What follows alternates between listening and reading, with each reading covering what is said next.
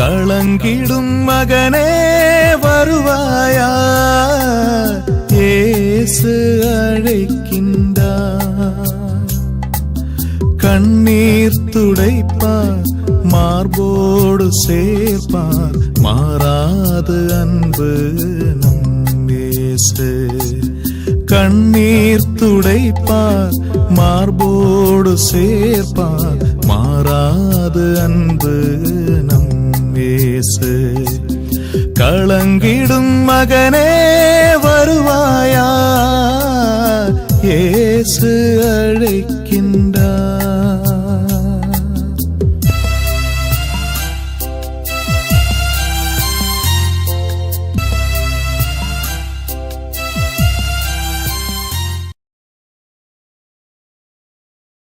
இயேசு கிறிஸ்துக்குள் பிரியமானவர்களே, ஆண்டவராக இயேசு கிறிஸ்துவின் பரிசுத்தமுள்ள திருப்பெயரிலே நல்வாழ்த்துக்கள். இந்த விடுதலை நேர நிகழ்ச்சி வழியாக உங்களை சந்திப்பதிலே நான் மிகுந்த மகிழ்ச்சி அடைகின்றேன். ஆண்டவர் தந்திருக்கிற ஒரு கிருபைக்காக ஆண்டவருக்கு நான் உளமாற நன்றி கூறுகின்றேன். பிரியமானவர்களே, விடுதலையின் நேரம், விடுதலையின் நேரம். ஆண்டவர் நம்மோடு கூட பேசுகிற வார்த்தை நமக்கு விடுதலை கொடுக்கிறதா இருக்கிறது. பிரச்சனை, போராட்டம், கவலை, கண்ணீர் எதுவாக இருந்தாலும் அத்தனையிலும் விடுதலை கொடுக்கிறதா இருக்கிறது. எனவே தான் யோவான் நற்செய்தியிலே 8ஆம் அதிகாரம் 32ஆம் சொல்லப்பட்டிருக்கிறது, உண்மையை அறிந்தவர்களாக இருப்பீர்கள், அந்த உண்மை உங்களுக்கு விடுதலை அளிக்கும் என்று. உண்மையை அறிந்தவர்களாக இருப்பீர்கள், அந்த உண்மை உங்களுக்கு விடுதலை அளிக்கும் என்று. ஆம், இறைவசன வார்த்தையை நாம் அறிகிற பொழுது அது நமக்கு பாவத்திலிருந்து ஒரு விடுதலை, பிரச்சனை, போராட்டம், கவலையிலிருந்து ஒரு விடுதலை, பலவிதமான கண்ணீர், கவலையிலிருந்து விடுதலை. அப்படித்தானே ஆண்டவர் தானே இந்த நாட்களின் நேரத்தையும் குறிப்பிட்டிருக்கிறார், விடுதலையும் நேரம் என்று. பிரியமானவர்களே, இந்த விடுதலை நேர நிகழ்ச்சி அவளோடு பார்ப்பதற்காக அமர்ந்திருக்கிற உங்கள் ஒவ்வொருவரையும் நான் வாழ்த்துகின்றேன், பாராட்டுகின்றேன். மரியாள் ஆண்டுடைய பாத்திலே அமர்ந்தால், ஆண்டுடைய வார்த்தையை கேட்பதற்காக அமர்ந்தால், மார்த்தாலோ பல காரியங்களை குறித்திருந்தார். ஆண்டவர் சொன்னார், மார்த்தா மார்த்தா, பல காரியங்களை குறித்து நீ கவலைப்பட்டு கொண்டிருக்கிறாய், ஆனாலோ மரியாளோ நல்ல பங்கை தேர்ந்து கொண்டாள் என்று. அப்படியாக இந்த நாளிலும் ஆண்டவருடைய வார்த்தையை கேட்பதற்காக அமர்ந்திருக்கிற நீங்கள் அனைவருமே நல்ல பங்கை தேர்ந்து கொண்டவர்களாக இருக்கிறீர்கள். நல்ல பங்கை தேர்ந்து கொண்ட உங்கள் ஒவ்வொருவரையும் மெய்யாகவே ஆண்டவர் உங்களை ஆசீர்வதிப்பார். பிரியமானவர்கள், இந்த நாளிலும் ஆண்டவருடைய வார்த்தையை கேட்பதற்காக நம்மை நாம் ஒப்புக்கொடுக்கலாம். காலை முதல் சாயந்தரம் மாலை வரை பலவிதமான வேலைகளே உடலிலே சோர்வோடு கூட இருக்கலாம் இல்லைங்களா? அப்போ இந்த சோர்வெல்லாம் மாற்றி தூய ஆவியின் துணையோடு கூட ஆண்டுடைய வார்த்தையை சிந்திக்கவும் தியானிக்கவும் நாம் ஒப்புக்கொடுக்கணும். அப்பொழுதுதான் ஆண்டுடைய வார்த்தையை நாம் சிந்திக்க, கேட்க, சிந்திக்க, தியானிக்க, அதை வாழ்வாக்க முடியும். இல்லை என்றால் ஏதோ கேட்டு அப்படி போய்கிட்டு இருக்க முடியும். எனவே தாழ்ச்சியோடு கூட ஒப்புக்கொடுக்கலாம். ஒரு நிமிடம் நம் கண்களை மூடுவோமா? கண்களை மூடி ஆண்டுடைய கரங்களை ஒப்புக்கொடுக்கலாம். எங்களை நேசிக்கிற அன்பின் ஆண்டவரே, இந்த அருமையான மாலை வேலைக்காய் கோடான கொடி தோத்திரங்களும் துதிகளும் ஆராதனைகளும் இரடுக்கிறோம். ஆண்டவரே, எங்களுக்காக மரித்து உயிர்த்து வாழ்ந்து கொண்டிருக்கிறவரே, எங்களோடு கூட நீர் பேசும். உம்முடைய வார்த்தை எங்களுக்கு விடுதலை அளிப்பதற்காக நன்றி செலுத்துகிறோம். உம்முடைய வார்த்தை எங்களுக்கு நிலை வாழ்வு தருவதற்காக நன்றி செலுத்துகிறோம். தாழ்ச்சியோடு கூட ஒப்புக் கொடுக்கிறோம் ஆண்டவரே. மரியாதை போல நாங்கள் உம்முடைய பாத்திலே அமர்ந்திருக்கிறோம் ஆண்டவரே. ஆண்டவரே, நீர் பேசும். உம்முடைய பிள்ளைகள் நாங்கள் கேட்கிறோம். ஆண்டவரே பேசும். உம்முடைய பிள்ளைகள் நாங்கள் கேட்கிறோம். ஆமீன். அன்புக்குரியவர்களே, இந்த நாளிலே ஆண்டவர் நமக்கு தருகின்ற வார்த்தை, தூய ஆவியிலே நமக்கு தருகின்ற வார்த்தையை குறித்து நாம் சிந்திக்க இருக்கிறோம். ஆண்டவர் நம்மை உயர்த்துகின்ற வழிகள், அதை தூய ஆவியானவர் உணர்த்துகிறார். ஆண்டவர் நம்மை உயர்த்துகின்ற வழிகள் என்னென்ன இருக்கிறது என்று இந்த தெய்வீக திருவிழியம் நமக்கு காட்டிக் கொடுக்கிறது. அநேக வழிகள் இருக்கிறது. அதிலே சில வழிகள் எப்படிப்பட்ட வழிகள் என்பதை குறித்து தூயார் உணர்த்துவதை நான் உங்களோடு கூட நான் பகிர்ந்து கொள்ள விரும்புகின்றேன். பிரியமானவர்களே, மனிதனுடைய வாழ்க்கையிலே எல்லோருமே உயர்வதற்கு பார்ப்பார்கள். ஒரு குடும்பம் இருந்தால் அந்த குடும்பத்திலே இருக்கிற பிள்ளைகளிலே ஒருவன் உயர்ந்தவனாக இருக்க மேல்படும். ஒரு வட்டார குடும்பத்திலே பகுதியில் இருப்பார்கள், ஆனால் அந்த பகுதியில் இருக்கிற அந்த குடும்பத்தார் உயர்ந்த ஒரு குடும்பமாக இருக்க விரும்பார்கள். ஒரு தொழில் நிறுவனம் இருக்கின்றது என்றால் அந்த தொழிலே இருக்கிறவர்கள், வேலை செய்கிறவர்கள், அவர்கள் உயர்த்தப்பட வேண்டும், உயர்ந்த நிலையிலே வரப்பட வேண்டும் என்று பல காரியங்களை செய்வார்கள். இதெல்லாம் நம்முடைய வாழ்க்கையிலே நாம் கண்டுகொண்டு இருப்பதுதான். உயர்த்தப்பட வேண்டும், உயர்ந்தவளாக நாம் வாழப்பட வேண்டும் என்று எல்லாருடைய மனசிலும் கண்டிப்பாக உண்டு. அந்த உயர்த்த வேண்டிய நிலையை ஆண்டவர் எப்படி தருகிறார்? இந்த உலகப்பரமான நிலையிலே நாம் உயரப்பட வேண்டும் என்று நாம் நிற்போமானால் அது அவ்வளவு ஒன்றும் இல்லை. அது அவனுடைய முயற்சி செய்து சில வேலையிலே பெரிதாகிட்டு போயிடுவாங்க. சில வேலையிலே அந்த உயர்த்தப்பட்ட நிலையிலே போகிறது, அது வேற ஒரு நிலையிலே மாறி போய்விடும். ஆனால் கடவுள் நம்மை உயர்த்துவார் என்றால் அதை யாரும் தாழ்த்த முடியாது. எனவே தான் ஆண்டவர் உயர்த்துகின்ற வழியை இந்த நாளில் நாம் சிந்தித்து தியானித்து அதை வாழ்வாக்கி கொள்ள ஆண்டவர் நம்மை அழைத்திருக்கிறார். மகனே, நீ உயர்ந்த நிலையில் வர வேண்டும், மகளே, நீ உயர்ந்த நிலையில் வர வேண்டும் என்று தான் ஆண்டவர் இந்த நாளிலே அப்படிப்பட்ட ஒரு நிலையை அமைத்து தருகிறார். இதை குறித்து நாம் பார்க்கிற பொழுது இந்த விவிலியம் தெய்வீக திருவிழித்தம் சொல்லுகின்ற ஒவ்வொரு வார்த்தையும் அற்புதமான வார்த்தைகள் தான். அது ஆண்டுடைய வாயிலிருந்து புறப்பட்டு வருகின்ற வார்த்தைகள் அல்லவா? எடுத்து நீங்கள் படித்து பாருங்கள். 1 சாமுவேல் புத்தகத்திலே 2ஆம் அதிகாரத்திலே 8வது வசனம். 1 சாமுவேல் புத்தகத்திலே 2ஆம் அதிகாரத்திலே 8வது வசனத்தை நீங்கள் படிப்பீர்களானால் அதிலே சொல்லப்படுகிற வார்த்தை அருமையான ஒரு வார்த்தையை படிக்க உள்ளம் பத்திட்டு போகும், துத்திட்டு போகுமா இருக்கிறது. 1 சாமுவேல் 2ஆம் அதிகாரம் 8வது வசனத்தை வாசிப்போம். புழுதி நின்று அவர் ஏழைகளை உயர்த்துகின்றார், குப்பையில் நின்று வறியவரை தூக்கி விடுகின்றார். பார்த்துக்கிடுங்க, என்ன சொல்லப்பட்டிருக்கு அந்த பலம். புழுதி நின்று அவர் ஏழைகளை உயர்த்துகின்றார். இதை கேட்டுக்கொண்டிருக்கிற என் அன்பு சகோதரமே, நான் ஏழ்மையிலே வறுமையிலே வாடிக்கொண்டிருக்கிறேன் என்று உங்களையே தாழ்த்தி ஒரு நிலையிலே கொண்டு போயிருப்பீர்கள் என்றால் ஆண்டவர் சொல்லுகின்றார், உங்களை உயர்த்துகிறேன் என்று. உயர் குடியினரோடு அவர்களை அமர்த்துகின்றார், உயர்ந்த குடியினரோடு அவர் உங்களை அமர்த்துகின்றார். மாண்புறு அரியணையை அவர்களுக்கு உரிமையாக்குகின்றார். அருமையான ஒரு கருத்தை கொண்டு படித்து பார்த்தோம். பிரியமானவர்களே, பாரும், ஏழைகளை அவர்கள் உயர்த்துகின்றார், குப்பையின்றி வறியவரை தூக்கி விடுகின்றார் என்று. நீங்கள் ஏழைகளாக வறுமையுற்றவர்களாக ஒரு தாழ்நிலையில் இருப்பீர்கள் என்றால் ஆண்டவர் நாளிலே உங்களை உயர்த்துகிறவராய் இருக்கிறார். அது உயர்த்துகின்ற வழி என்ன என்று நான் பார்க்கப்பட வேண்டும். பிரியமானவர்களே, அதை உயர்த்துகின்ற வழியை நாம் பார்க்கப்பட வேண்டும். நான் சிந்திக்கிற பொழுது நண்புக்குர்களே, தாவீதை பார்க்கிறோம். ஏசாயின் குடும்பத்திலே அவன் இறுதி கடைசி பையனாய் இருக்கிறான். ஆடு மேய்த்துக் கொண்டிருக்கிறான். சின்ன பையன், ஆடு மேய்த்துக் கொண்டிருக்கிறான். ஆனால் ஆண்டவர் அந்த தாவீதை தேர்ந்து கொண்டு அபிஷேகம் செய்கிறார்.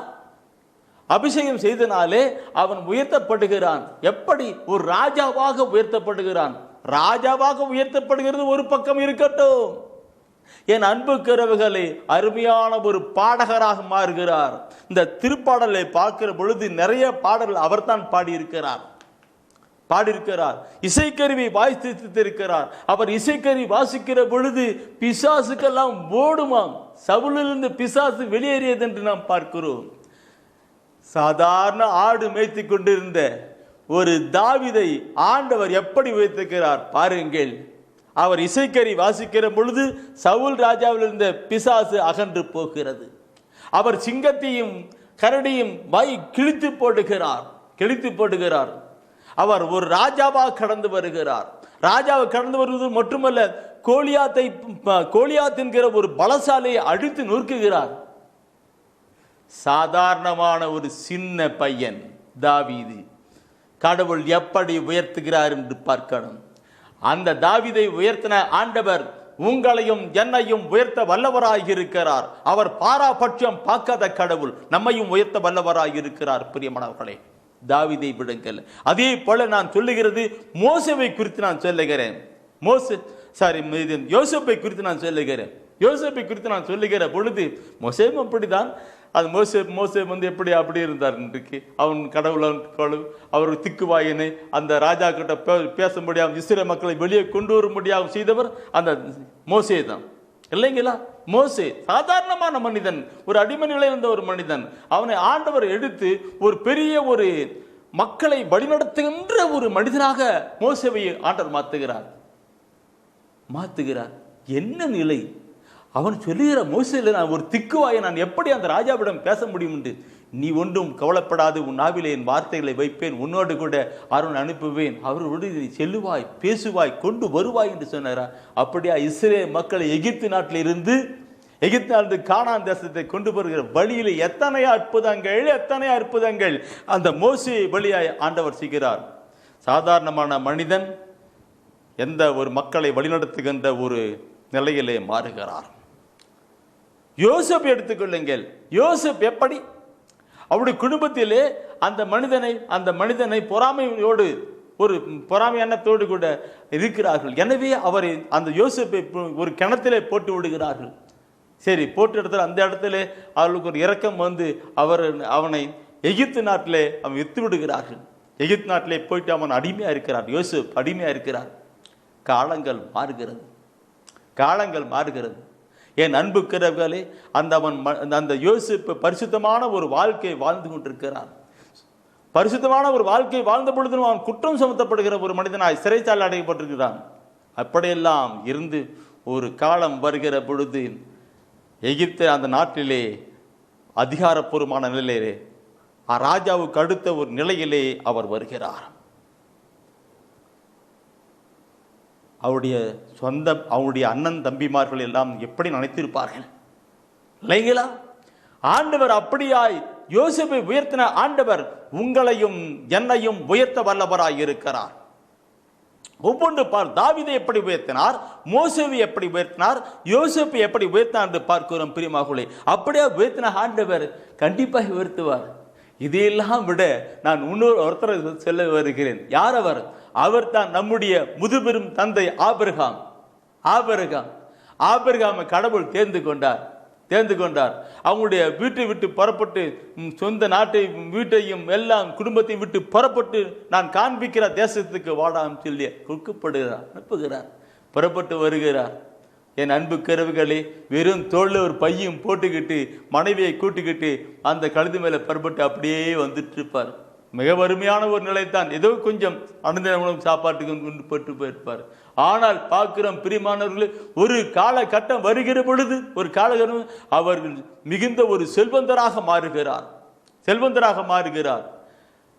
நம்முடைய இனத்தார் அத்தனை பேருக்குமே அவர் தந்தையாய் மாறுகிறார். இஸ்ரவேலின் தந்தையாக மாறுகிறார். அவர் ஆபிரகாம் வம்சத்தில் நாம் பிறந்து கொண்டிருக்கிறோம். அப்படிப்பட்ட நிலையிலே ஆபிரகாமை கடவுள் உயர்த்தினார்.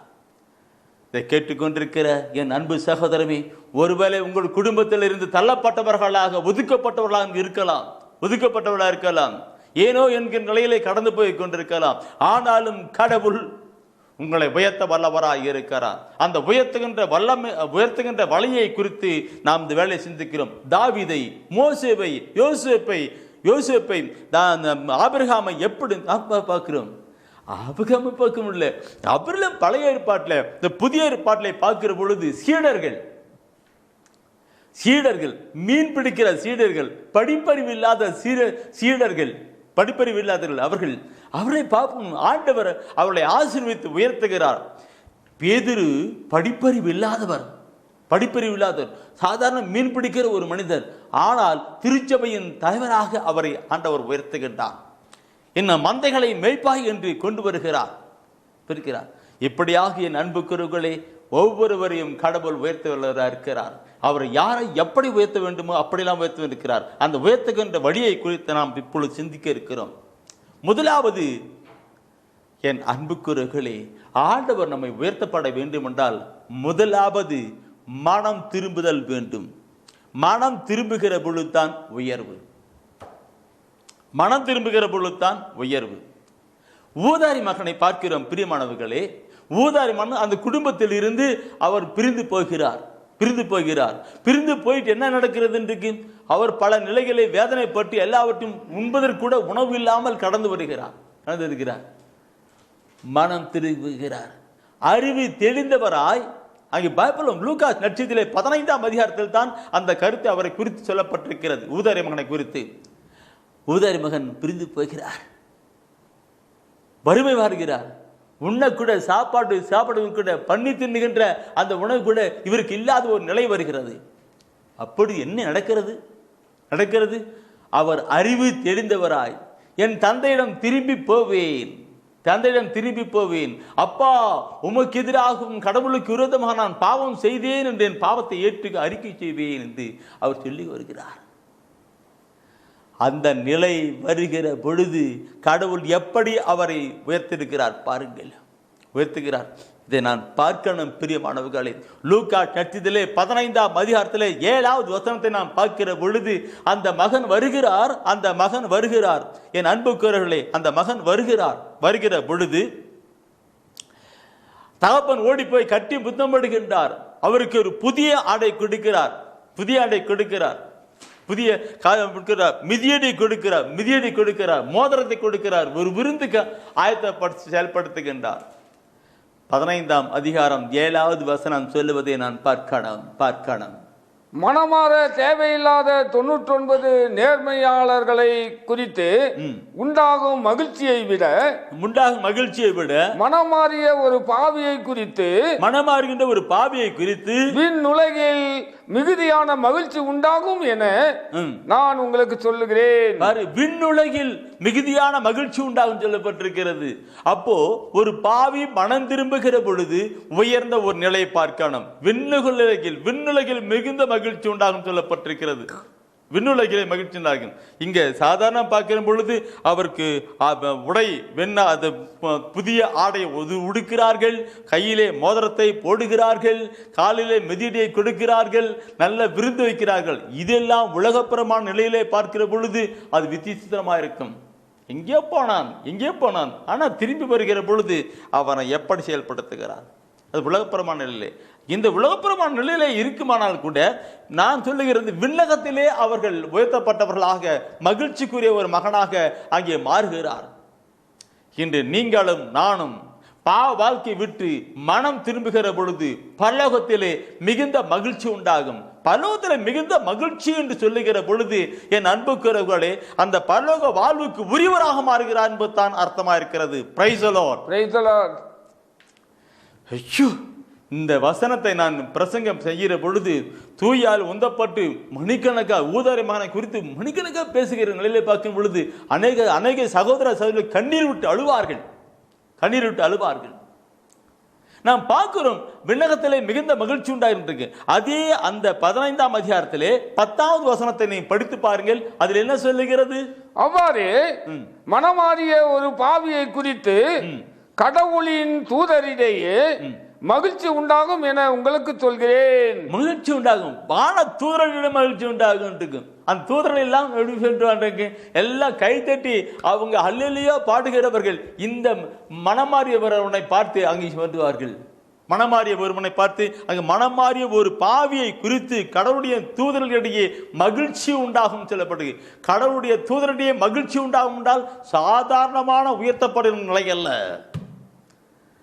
சாதாரணமல்ல. இதை கேட்டுக்கொண்டிருக்கிற என் அன்பு சகோதரமே, நம்முடைய வாழ்க்கையை நாம் சிந்தித்து பார்க்கணும். மனம் மாறுகிற காரியங்களை கொண்டு வரணும்.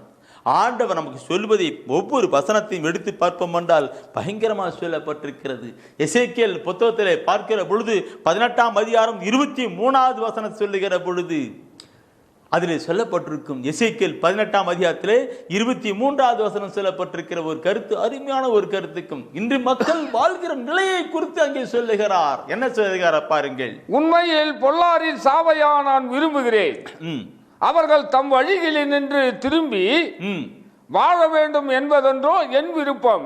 வாழ வேண்டும் என்பதுதான் அவர் விருப்பம் என்கிறார் தலைவராகிய ஆண்டவர், என்கிறார் படையிலாகிய ஆண்டவர். நாம் எல்லாம் சாக வேண்டும், அழிந்து போக வேண்டும், குட்புற போகணும் இல்ல, நாம் வாழணும் என்பதுதான் அவருடைய விருப்பம் என்று சொல்லுகிறார். எத்தனை கருத்து, இல்லைங்களா? இதே கருத்தை அதே எசேக்கியேல் ஆகமத்திலே பார்க்கிற பொழுது, அதே எசேக்கியேல் இங்க எசேக்கியேல் 15 இப்ப 33 எசேக்கியேல் நான் வசனத்தை எல்லாம் எடுத்து சொல்லுகிறது என்றால் இங்கெல்லாம் வசனம் பேக்கப் ஆகி இருக்கிறது தான். அந்த தூயாவே இதை சொல்லுன்னு சொல்வார், இதை சொல்லுன்னு சொல்லுவார், அது அப்படியே சொல்லிக்கிட்டு இருக்கிறது தான். பார்க்கணும், எல்லாம் எழுதி வைங்க. நம்முடைய வாழ்க்கையிலே இறைவசன வார்த்தையை நாம் கடந்து வருகிற பொழுது ஆண்டவன் நம்ம அனுபவிக்கிறார் இருக்க முடியும். எசேக்கியேல் சொல்லுகிறார், நீங்கள் அழிந்து சாக போகணும் இல்லை, நீங்க நல்லா வாழணும் என்று சொல்லுகிறார். அதே எசேக்கியேல் புத்தகத்திலே பார்க்கிற பொழுது 33ஆம் அதிகாரத்திலே 11வது வசனத்தை பார்க்கிற பொழுது அதில் என்ன சொல்லுகின்றார்? அவர்களிடம் சொல், தலைவராகிய ஆண்டவர் கூறுவது இதுவே, என்மேல் ஆணை, தீயோர் சாக வேண்டும் என்பது என் விருப்பம் அன்று. பாவிகள், தீயவர்கள், அக்கிரமிகள் சாக வேண்டும் என்பது, அழிந்து போக என்பது என்னுடைய விருப்பம் அல்ல. ஆனால் அத்தீயோர் தம் வழிகளினின்று திரும்பி வாழ வேண்டும் என்பதே என் விருப்பம்.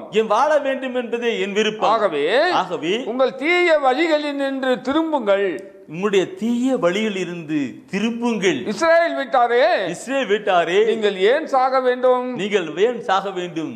நீங்கள் எல்லாம் வாழ வேண்டும், உயர்ந்தவர்களாக வேண்டும்.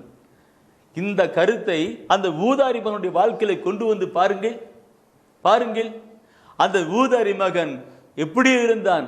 அவன் அப்படி போயிட்டு இருந்தான். அவன் பார்த்தான் இல்ல, அவன் திரும்பி வந்தான்.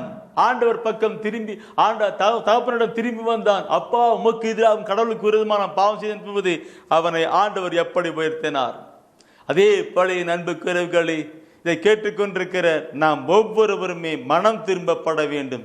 ஆண்டவர் நம்மை ஆசீர்வதித்து உயர்த்தப்பட வேண்டும் என்றால் முதலாவது மனம் திரும்பப்பட வேண்டும். இதை நான் சொல்லுகிற பொழுது என்னுடைய வாழ்க்கையும் என் நண்பருடைய வாழ்க்கையும் கூட நான் சொல்ல முடியும். எங்கேயோ வாழ்ந்து கொண்டிருந்தோம்.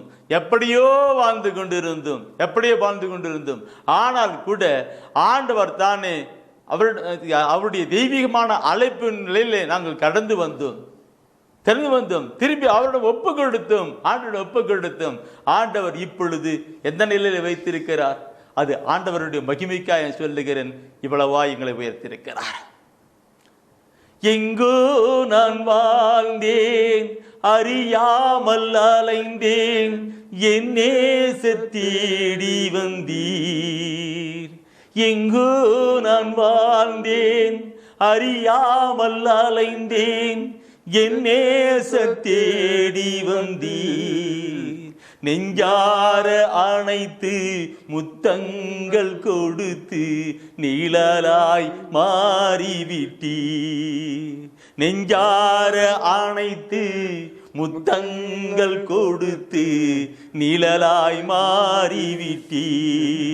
நன்றி உமக்கு நன்றி ஐயா, நன்றி உமக்கு நன்றி. எப்பயோ வாழ்ந்தோம், ஊதாரியமனை போல நாங்கள் வாழ்ந்தோம். நீங்களும் அப்படி ஒரு வேலை வாழ்ந்து கொண்டிருக்கலாம். நம்முடைய அருள்நாதர் நம்மை தேடுகிறார். ஊதாரியமனுடைய தாப்பன் எப்படி காத்து கொண்டிருந்தோம், அதே போல நம்ம காத்து கொண்டிருக்கிறார். நாம் வாழ வேண்டும் என்பதற்காக நாம் மனம் திரும்பி வருவோனால், பாவ வாழ்க்கையை விட்டு மனம் திரும்பி ஆண்டவர் பக்கமாய் கடந்து வருவோம் என்றால் ஆண்டவர் நம்மை உயர்த்துவார். இந்த உலகப்புறமான உயர்த்துதல் ஒரு பக்கம் இருக்குமானாலும் கூட மறுபக்கம் நாம் பார்க்கிறோம், விண்ணக அளவிலே நாம் உயர்த்தப்பட்டுள்ள இருப்போம். விண்ணகத்திலே இருக்கிறவர்கள் விண்ணகத்திலே ஒரு பெரிய மகிழ்ச்சி உண்டாகுமாறும். அதே போல நாம் பார்க்கிற பொழுது வான துதலுடைய மகிழ்ச்சி உண்டாகிற நிலையும் நமக்கு உண்டாகும். தாழ்ச்சியோடு கூட ஒப்பு கொடுப்போமா? ஒப்பு கொடுக்கலாம். பிரியமானவர்களே, மனம் திரும்புதல் மிக அவசியம். மனம் திரும்பும் என்றால் ஆண்டவர் தானே நம்மை ஆசீர்வதித்து உயர்த்துவார். நாடையை கொடுப்பார், பரிசுத்தன் என்கிற நாடையை கொடுப்பார். விரலுக்கு ஒரு மோதிரம் கொடுப்பார். அந்த மோதிரம் என்ன? இவன் என் அன்பார்ந்த மகன் என்கிற மோதிரம், உடன்படிக்கை மோதிரமாக இருக்கிறது. காலுக்கு மிதியடி கொடுப்பார். காலுக்கு மிதியடி என்பது என்ன? நேற்றைய தினத்திலே நாம் பார்த்தோம். பொல்லாத பிசாசை மிரித்து போடுகின்ற அந்த வல்லமை அதிகாரத்தை கொடுக்கிறது தான். அருமையான ஒரு விருந்து. அந்த விருந்து தான் அவரோடு கூட இணைந்து இருக்கின்ற விருந்து. என் உடலை உண்டு இரத்தத்தை குடிக்கிறவர்கள் என்னிலே இணைந்திருப்பார்கள், அவர்கள் இன்றும் வாழ்ந்திருப்பார்கள், அவர்கள் வாழ்ந்திருப்பார்கள் தான். ஆண்டவர் நம்மை உயர்த்துகின்ற வழியை குறித்து நாம் சிந்தித்துக் கொண்டிருக்கிறோம். இந்த உலக வாழ்க்கையிலே நாம் எல்லோருமே நாம் உயரப்பட வேண்டும் என்று நமக்கு ஒரு எண்ணம் உண்டு, சிந்தனை உண்டு, அதற்கான முயற்சிகளும் செயல்பாடுகளும் உண்டு. அது சில வேளையிலே நன்மையை பயக்கலாம், அதே வேளையிலே தோல்வியும் கொண்டு வரலாம். ஆனால் கடவுள் நம்மை உயர்த்துவார் என்றால் அது உயர்த்தப்பட்டது தான், அது யாராலும் தாழ்த்த முடியாது. அந்த ஆண்டவர் உயர்த்துகின்ற நிலையை குறித்து நான் பார்க்கிற பொழுது, அவர் ஏழைகளை, வறுமைகளை, தாழ்நிலையில் இருக்கிறவர்களை அவர் உயர்த்தி அரியணையிலே பேரிடத்திலே வைப்பார் என்று 1 சாமுவேல் புத்தகத்திலே 2ஆம் அதிகாரத்திலே 8ஆம் வசனத்திலே படித்தோம். நம்மை உயர்த்துகிறவராக இருக்கிறார், உயர்த்துகிறவராக இருக்கிறார். அந்த உயர்த்துகின்ற நிலையை பார்க்கிற பொழுது முதலாவது மனம் திரும்பி வருதல். அதை குறித்து நேற்று தினத்திலே நாம் சிந்தித்தோம். மனம் திரும்பி வருதல், மனம் திரும்பி பாவ வாழ்க்கை விட்டு மனம் திரும்பி ஆண்டவர் பக்கம் வருகிற பொழுது ஆண்டவர் நம்மை உயர்த்துகிறவராக இருக்கிறார். இதுதான் முதல் கருத்து. இரண்டாவது கருத்தை நாம் நாளிலே சிந்திக்க இருக்கிறோம். அது என்ன? தாழ்ச்சியோடு கூட இருக்கிறவர்களை ஆண்டவர் உயர்த்துகிறார்.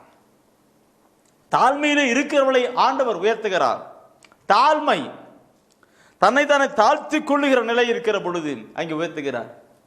அந்த தாழ்ச்சி என்று தாழ்ச்சியோடு கூட இருக்கிறவர்களை, தாழ்மையோடு கூட இருக்கிறவர்களை உயர்த்துவான்னு சொல்லுகிற பொழுது சில வேளைகளே சில சகோதர சகோதரிகள் நடிப்பார்கள், தன்னை தாழ்த்துவது போல நடிப்பார்கள். பெரிய பணக்காரராக இருக்கலாம், அந்த பெரிய பணக்காரர்கள் ஒரு ஏழையை போல நடிப்பார்கள். நிறைய படித்தவர்கள் இருப்பார்கள், அந்த படித்தவர்கள் படிக்காதவர்களை போல அந்த நடிப்பார்கள். பெரிய அதிகாரத்தில் இருக்கிறவர்கள் இருப்பார்கள், அந்த அதிகாரத்தில் இருக்கிறவர்கள் ஏதோ ஒரு தாழ்நிலை கொண்டவர்களாக அப்படியே போய் நடிப்பார்கள். நடிப்பது எல்லாம் இருக்கக்கூடாது. நடிப்பது அவர் பார்த்தால் அங்கே இன்றொழித்து விடுவார். நடிப்பு கூடாது. உண்மையாகவே உள்ளத்தின் ஆழத்திலே ஒரு தாழ்ச்சி இருக்கப்பட வேண்டும். அப்படி தாழ்ச்சி கொண்டு வருகிறவர்களை ஆண்டவர் உயர்த்துகிறார். லூக்கா நற்செய்தியிலே 14ஆம் அதிகாரத்திலே 11வது வசனத்தை நாம் படிப்போம் என்றால், லூக்கா நற்செய்தியிலே 14ஆம் அதிகாரத்திலே 11வது வசனத்தை நாம் படிப்போம் என்றால் அதிலே ஒரு கருத்து சொல்லப்பட்டிருக்கு. அருமையான ஒரு கருத்தை ஆண்டவரே சொல்லுகிறார். 14 லூக்கா 14:11 தம்மை தாமே உயர்த்துவோர், தம்மை தாமே உயர்த்துகிறவர்கள் யாவரும் தாழ்த்த பெறுவார்கள். தம்மை தாமே தாழ்த்துவோர், தம்மை தாமே தாழ்த்துவர்கள் உயர்த்த பெறுவார்கள் என்று. தம்மை தாமே தாழ்த்துகிறவர்கள், தம்மை தாமே உயர்த்துகிறவர்கள் யாவரும் தாழ்த்த பெறுவார்கள், தம்மை தாமே தாழ்த்துகிறவர்கள் யாவரும் உயர்த்த பெறுவார்கள் என்று 14ஆம் அதிகாரத்திலே 11வது வசனத்திலே நாம் பார்க்கிறோம். லூக்காஸிலே 14:11. இந்த கருத்தை நீங்க பார்க்கணும். அதிலே அவங்க சொல்லுகிற கருத்தை நீங்க பார்க்கிற பொழுது அதற்கு முன்னான ஒரு கருத்து தான் விருந்துக்கு அழைக்கப்படுதல் சொல்வார். விருந்தினருக்கு விருந்தளிப்பவருக்கும் ஒரு போதனை சொல்லிக் கொடுப்பார். அந்த கருத்து அருமையான ஒரு கருத்து. நீ விருந்துக்கு பாருக்கிட்டுக்கு நீ முதல்ல போயிட்டு அந்த முதல் இடத்துல போயிட்டு உட்கார்ந்துட்டு இருக்கிறீங்க.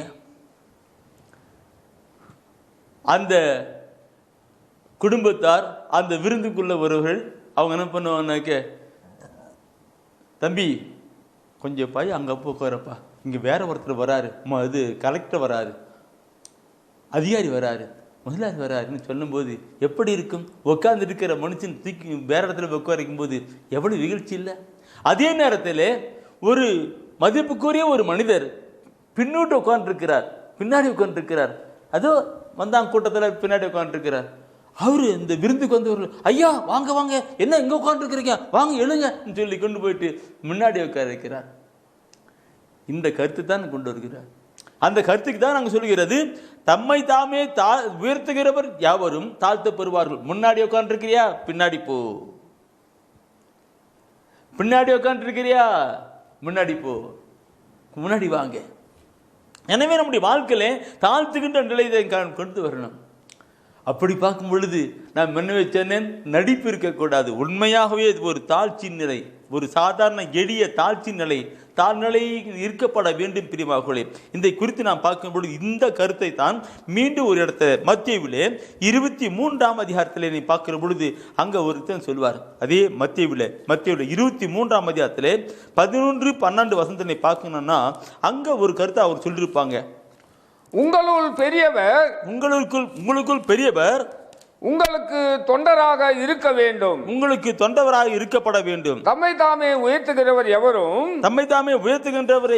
தாழ்த்த பெறுவர். தம்மை தாமே தாழ்த்துகிறவர் எவரும் உயர்த்த பெறுவர். அருமையான ஒரு கருத்து பாருங்க. தம்மை தாமே தாழ்த்துகிற எவரும் உயர்த்த பெறுவார்கள், உயர்த்த பெறுகிற எவரும் தாழ்த்தப்படுவார்கள் என்று சொல்லப்பட்டிருக்கு. இந்த கருத்தை நாம் பார்க்கணும். ஆண்டவர் இயேசு கிறிஸ்து அப்படியா நம்ம கற்றுக் கொடுக்கின்ற ஒரு பாடம் இது.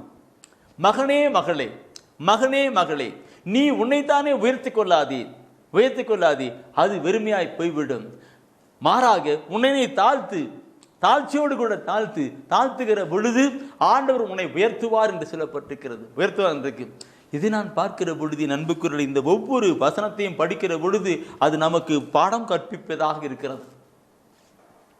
நான் வசனத்தை படிக்கிற பொழுதெல்லாம் ஐயோ என்னுடைய வாழ்க்கையிலே அந்த நிலையை கொண்டு வருவேன். இல்லை என்றால் எப்படி?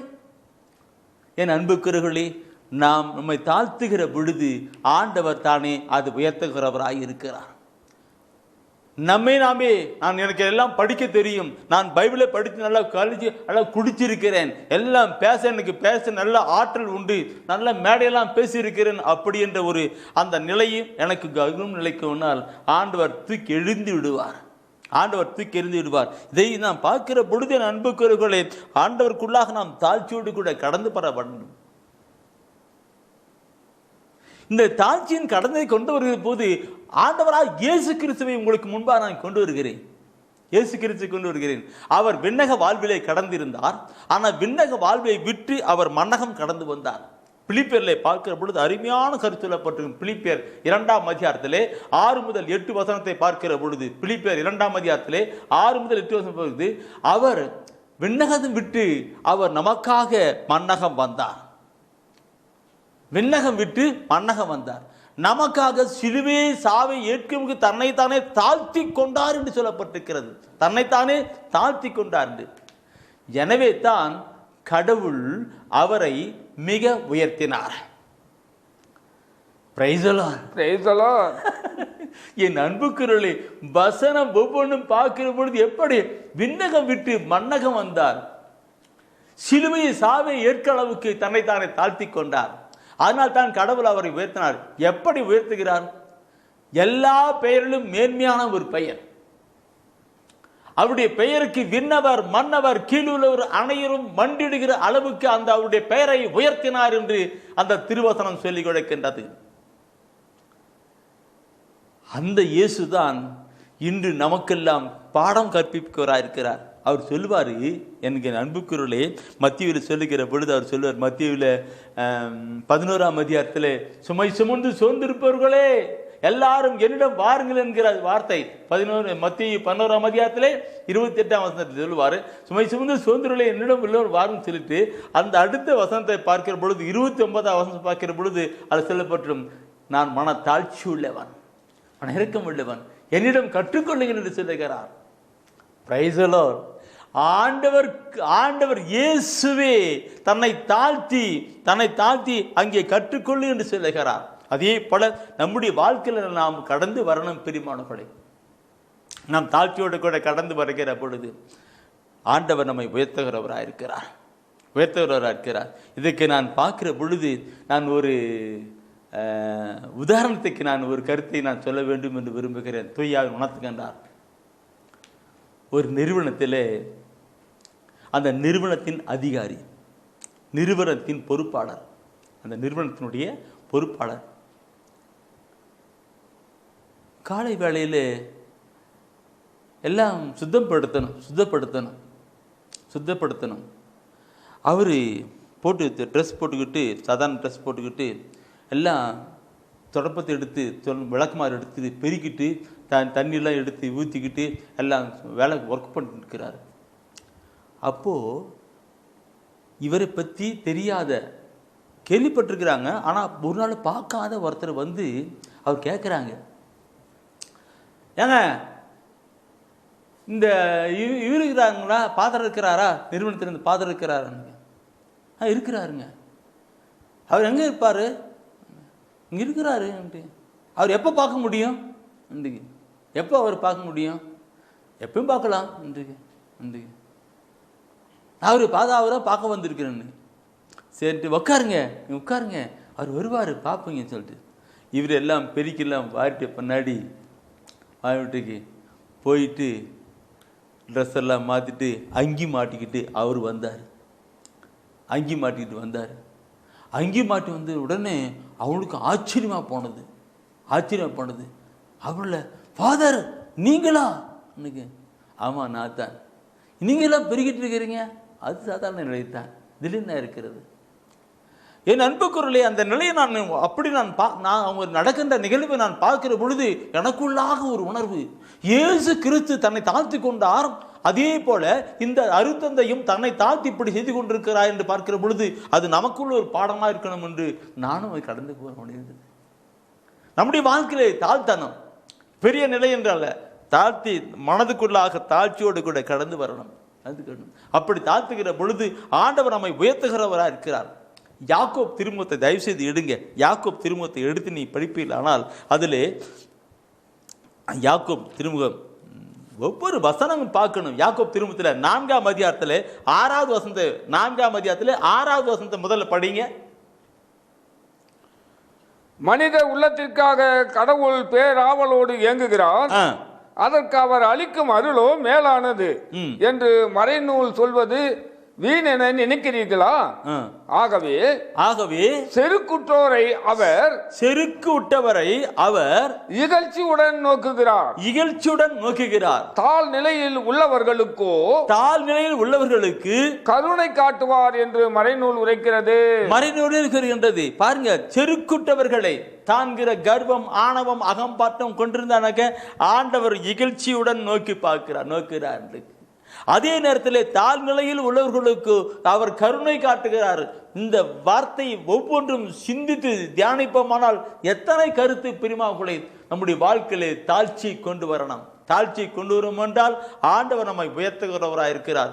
நாம் இந்த தனிப்பட்ட வாழ்க்கையிலே, குடும்ப வாழ்க்கையிலே, நாம் செய்கின்ற நிறுவனத்திலே அதிகாரப்பூர்வமான அந்த தொழில் இடத்திலே, நாம் எந்த இடத்துல இருந்தாலும் தாழ்ச்சியோடு கூட அந்த வருகிற பொழுது அங்கே பொறுமையும் கூட வரும். அந்த பொறுமையோடு கூட வருகிற போது அன்பும் கூட வரும். இப்படியாய் கடந்து வருகிற பொழுது ஆண்டவர் பார்ப்பார், நம்மை உயர்த்துவார்.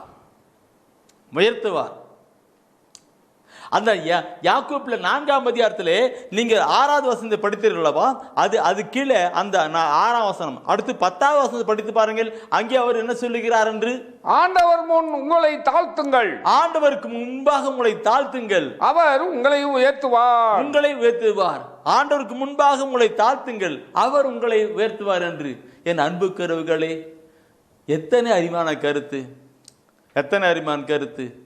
இதை என் வாழ்க்கையிலே நான் கடந்து கொண்டு வரத்துக்கு நான் ஒப்பு கொடுப்பேன். ஆண்டவரே, எனக்குள்ள ஒரு அகங்காரம் வரக்கூடாது, தான்கிற கர்வம் வரக்கூடாது, அகம்பாவம் வரக்கூடாது.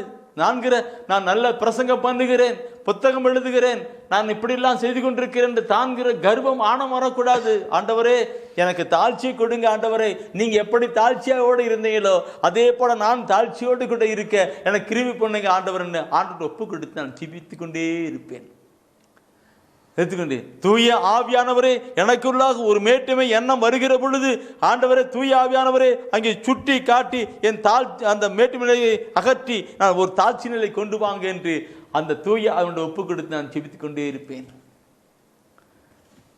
எங்கேயோ வாழ்ந்தேன், ஆண்டவர் எப்படியோ உயர்த்தினார்.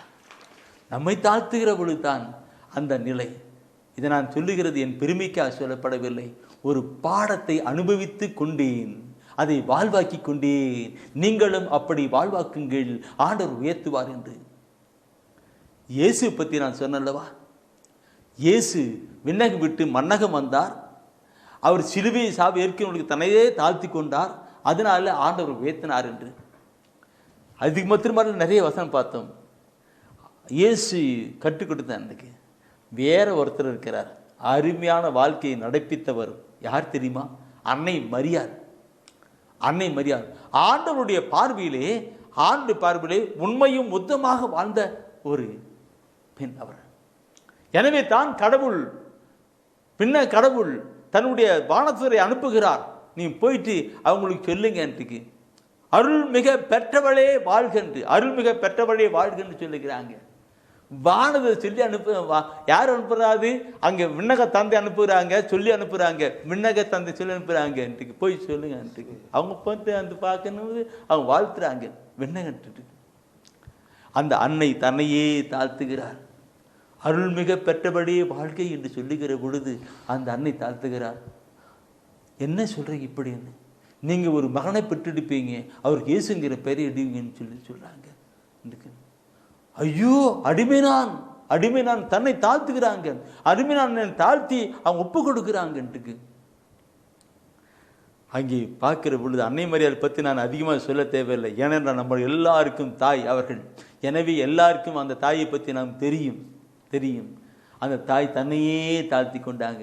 அதனால்தான் அவங்க பரிசுத்த ஆவியால் நிரப்பி பற்றி அந்த குழந்தை வைத்திருக்கிற பொழுது அவங்க தன்னை மறந்து தூயாவிலே ஒரு பாட்டு பாடுறாங்க. பாட்டு தான் அருமையான பாட்டாக இருக்கும். அது லூகாஸ் நற்செய்தியை பார்க்கிற பொழுது லூகாஸ் நற்செய்தி 1 அதிகாரத்திலே 48வது வசனத்திலே அந்த அன்னை மரியா தூய ஆவிலே நிறைந்தவர்களா அவளா பாடலை, அந்த தூய ஆவில் உண்டப்பட்டு அப்படி சொல்லுகின்ற ஒரு பாட்டாக வருது. என்ன பாட்டு பார்க்கணும்னு சொல்ல வார்த்தை படித்து பாருங்க. ஏனெனில் அவர் தம் அடிமையின் தாழ்நிலையை கண்ணோக்கினார். இது முதல் எல்லா தலைமுறையினரும் என்னை பேறு பெற்றவர் என்பர் சொன்னார். என்னை பேறு பண்ண இதுமுறை எல்லா தலைவரும் பேறு பெற்றவர் சொல்வாங்கன்னு சொல்லிட்டு அந்த தாய் அப்படி சொல்றாங்க. இயேசு அப்படி சொன்னாரு. இந்த அன்பு தாய்முறை இப்படி சொல்லிக் கொடுக்கிறாங்க. அந்த தாய் தான் நம்முடைய தாய், நம்ம எல்லோருக்கும் தாய். சிலுவை மரத்திலே ஆண்டவராக இயேசு கிறிஸ்து கொடுக்கப்பட்ட அன்பு தாய் நம்ம கற்றுக் கொடுக்கிற பாடத்தின்படியாகவே அவங்க எப்படி வாழ்ந்தாங்களோ தாயை போல பிள்ளை என்ற நிலையிலே நாம் கடந்து வருவோமா? தாயை போல பிள்ளை என்று கடந்து வருவோம் என்றால் நம்மளையும் ஆண்டவர் கண்டிப்பாக உயர்த்துவார். நாம் ஜெபிப்போம். என்னான்மா இறைவனையே ஏற்றி போற்றி மகிழ்கின்றது, என் மீட்பராம் கடவுளை நினைக்கின்றது. என்னான்மா இறைவனையே ஏற்றி போற்றி மகிழ்கின்றது, என் மீட்பராம் கடவுளை நினைக்கின்றது. தாழ்நிலை இருந்த தம்மாடியவளை தயவுடன் கடை கண்ணோக்கினார். தாழ்நிலை இருந்த தம்மாடியவளை தயவுடன் கடை கண்ணோக்கினார். இந்நாள் முதலாய் தலைமுறைகள்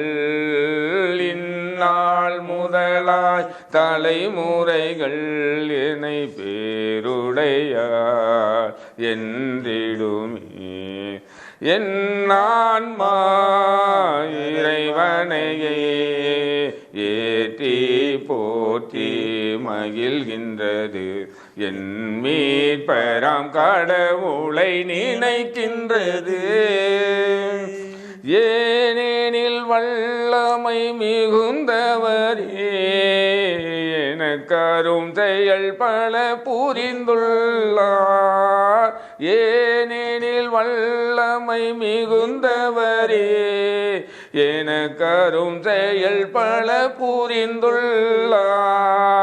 அவர் தம் பெயரும் புனிதமாகும், அவர் தம் பெயரும் புனிதமாகும், அவரின் இரக்கமும் துணையாகும். என் ஆன்மா இறைவனையே ஏற்றி போற்றி மகிழ்கின்றது, மீட்பராம் கடவுளை நினைக்கின்றது.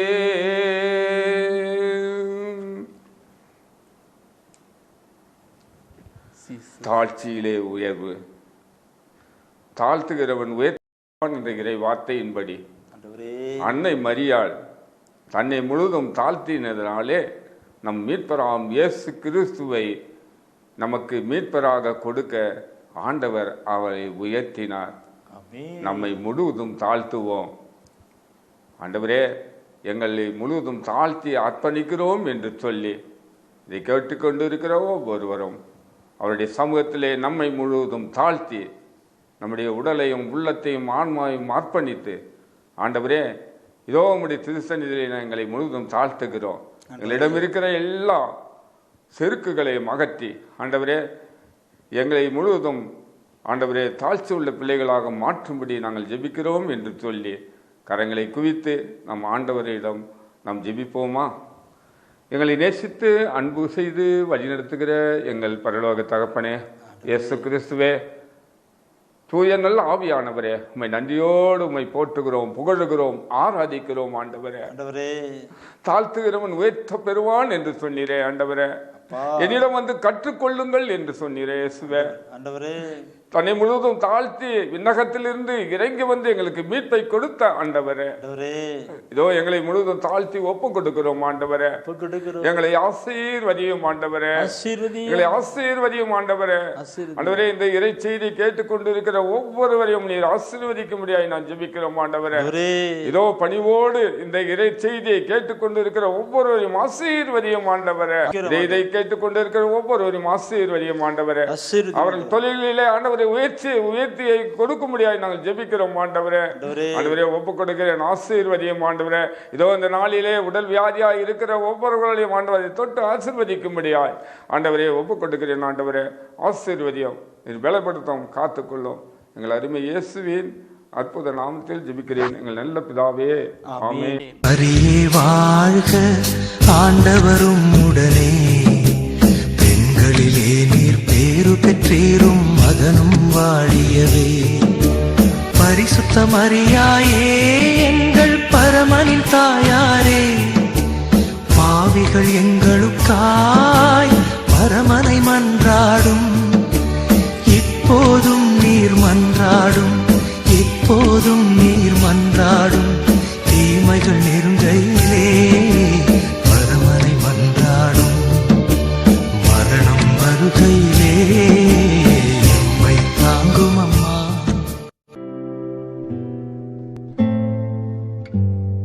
தெய்வ ஒளியும் ஒளியும் என்ற மாத இதழ்